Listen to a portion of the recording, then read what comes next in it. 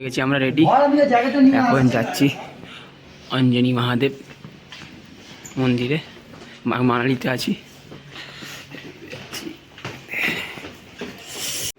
এসছি এখন main road, পুরো ফাঁকা। আর রাত্রিকে দেখাবো, মানে 6:30-7টার সময় হেভি ভিড়। কাল রাত্রি এখানে হেভি ভিড় ছিল মেন রোড। চারিদিকে আছে। বাইক নিয়ে যাচ্ছি না, গাড়িতে করে যাচ্ছি অঞ্জনী মহাদেব। 4 ঘন্টা বেড়ে দিতাম। করেছি গাড়িতে, সবাই বললো গাড়িতে করে যাবে, তো বাইকে করে অনেক অসুবিধা হয় বলে গাড়িতে করে বেরিয়ে পড়েছি। লোকালে ঝামেলা। গাড়ি করে দিয়েছে, এই গাড়িতে করে যাওয়ার কথা হচ্ছে, এই গাড়িতে করে যাবো এখন। তো ডিল হচ্ছে ওখানে, কত কি নেবে না নেবে। আজকে এই গাড়িটা করে যাবো অঞ্জনী মহাদেব। এই গাড়িটা রেডি হয়ে গেছে, 3টে গাড়ি আমাদের, এই গাড়িটা করে যাবো। স্টার্ট হয়ে গেছে রাইড, যাচ্ছি আমরা। এই রাস্তা দিয়ে যেতে হবে, এটা রাস্তা।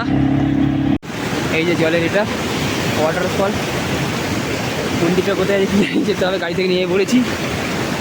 মন্দিরটার জন্য যাচ্ছি এখন মন্দিরের কাছে। রাস্তা খুবই খারাপ, এইদিকে অঞ্জনী মহাদেব ওপর দিয়ে এ হচ্ছে, সেই দিয়ে যেতে হবে অঞ্জনী মহাদেব। জুতো খুলে দিয়েছি এখানে, জুতো অ্যালাউ নেই। এর উচ্চ ওপরে, সেখানে যেতে হবে ওখানে। আর ওপরে ওয়াটারফল হচ্ছে, ঠান্ডা হেভি। যাই ওপরে কি করছি, জলটা পুরো এদিকেও পড়ছে ওপর থেকে। দেখুন ঝিরঝিরে বৃষ্টি হয় যেরকম, ওরকম অনেকটা উপরে এসে গেছি। অঞ্জনী মহাদেব,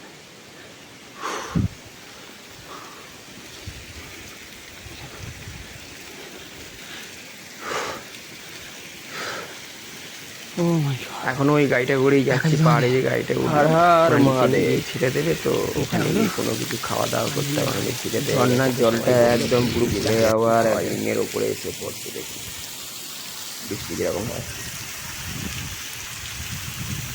ঠাকুর দেখার অঞ্জনী মহাদেব দেখে এসে চাটনি দেবো নাকি ধনিয়া? ব্রেকফাস্ট কেমন হয়েছে? দারুণ দারুণ, চলো খাওয়া যাক।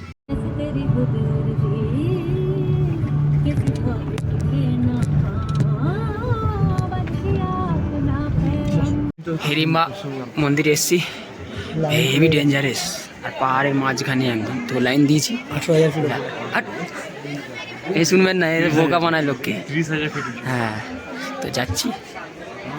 আর এই ফরেস্ট, সবুজ সবুজ বরফ পড়ে। এখানে গ্রিন বরফ পড়ে তো মন্দিরের ভেতরে।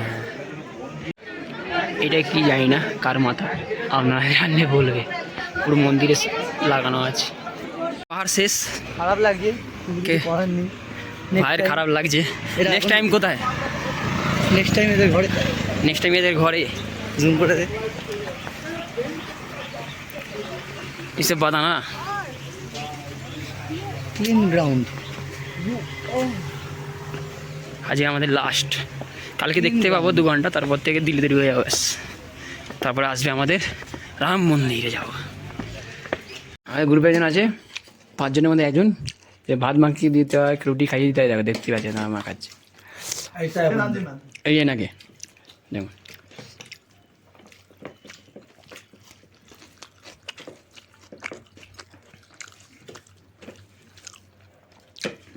এই দেখো দিল, এবার খাবে, হয়ে গেছে।